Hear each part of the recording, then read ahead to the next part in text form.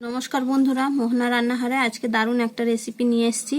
মিষ্টির দোকানে যেরকম কালারিং বোঁদে পাওয়া যায় সেই কালারিং বোঁদে বানানো দেখাবো। এখানে আমি 100 থেকে 150 গ্রাম বেসন নিয়ে নিয়েছি। এই বেসনটা আমি খুব ভালো করে প্রথমে ফেটিয়ে নেব। বেসনটা খুব সুন্দর করে ফাটানো হয়ে গেছে। এবার এখানে আমি 3টে বাটি নিয়েছি। এটা 4টে বাটির মধ্যে 4 ভাগ করে নেব। ফুড কালার নিয়েছি 4 কালারে। এবারে 4টে ফুড কালারে আমি একটা বাটির মধ্যে দিয়ে দেবো 2 ফোঁটা করে। প্রথমে দিচ্ছি লালটা, এরপর দিচ্ছি হলুদ, সবুজটা দিচ্ছি,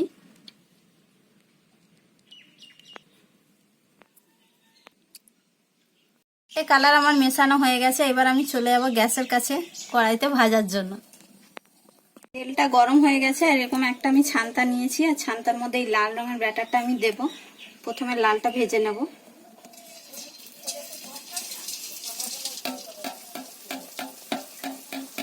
লাল কালারটা ভাজা হয়ে গেছে। এবার আমি সবুজটা লালের মতন ভাবেই ভেজে নেব। যে বাকি কালারগুলো আছে সেগুলো আমি ভেজে নেব এইভাবে।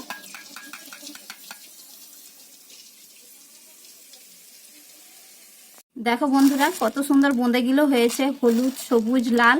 কিন্তু নীলটা দেখো ঠিক, কিন্তু নীল পারফেক্ট আসেনি।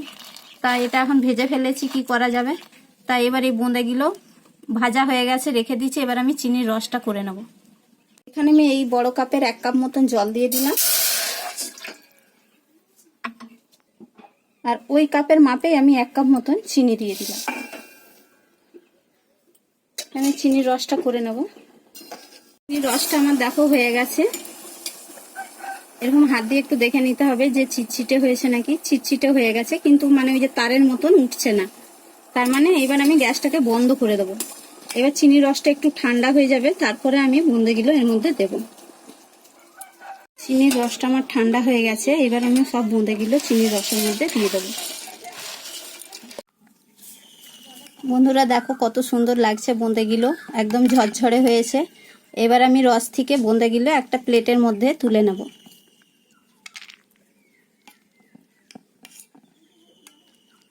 তোমাদের এই কালারিং বোঁদের ভিডিওটা কেমন লাগলো অবশ্যই কমেন্ট করে জানাবে। কিন্তু ভিডিওটাতে একটা লাইক করবে, চ্যানেলটাকে সাবস্ক্রাইব করবে, আর বেশি বেশি করে শেয়ার করে দেবে।